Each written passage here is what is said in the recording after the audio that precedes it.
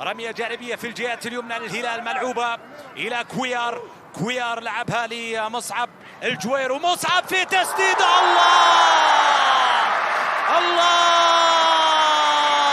كرة صعبة كانت، مصعب الجوير أرسلها قوية، مصعب يسجل هدف جديد في الدوري بعد هدف سجل في مواجهة الاتحاد على هذا الملعب.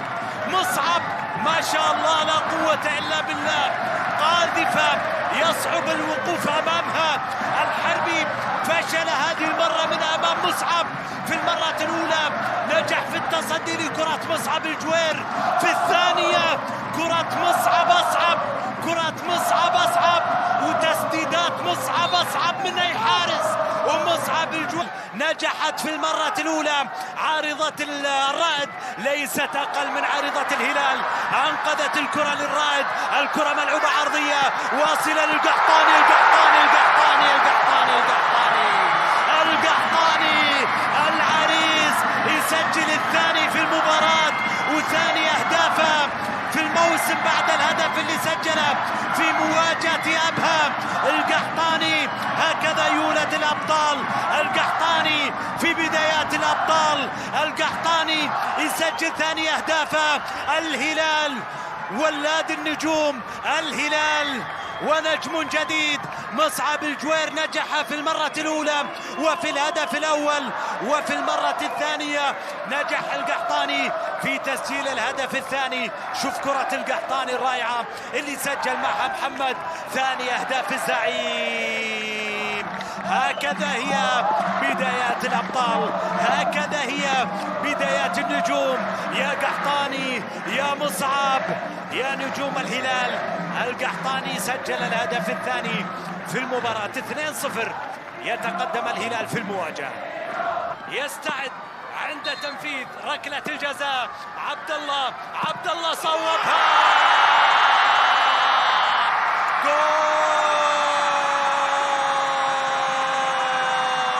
جول الوداع، جول الوداع. عبد الله عطيف يسجل هدف الوداعية، الهدف الثالث جاء من عبد الله عطيف في ليلة الوداع.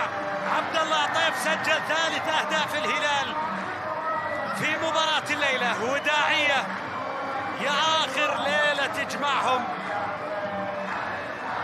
وداعية أعز الناس يودعهم. شوف الكرة وعبد الله عطيف سجل الهدف الثالث في ليلة الوداع، ركلة الجزاء.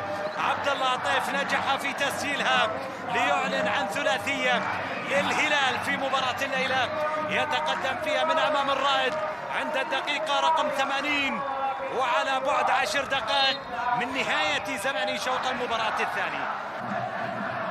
ترجع الكرة للرائد، الرائد ومحاولة ملعوبة بالطرف الأيمن.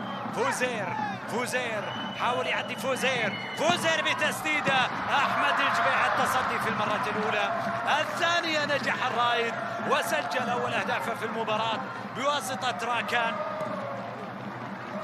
الدوسري اللي نجح في تسجيل أول أهداف الرائد في المباراة.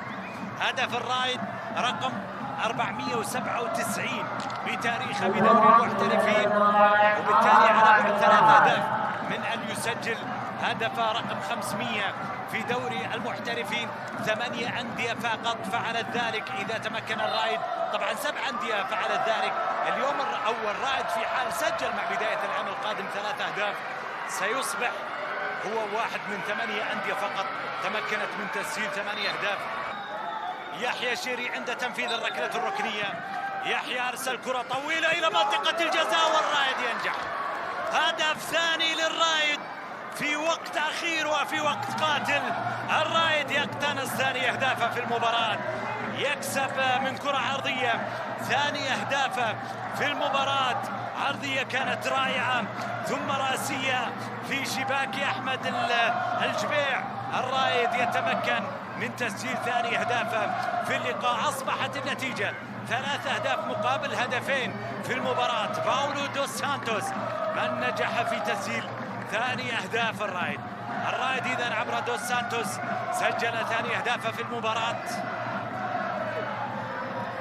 استطاع الرائد أن يقلص الفارق في الوقت الأخير في شوط المباراة الثاني. بالأصل احنا تجاوزنا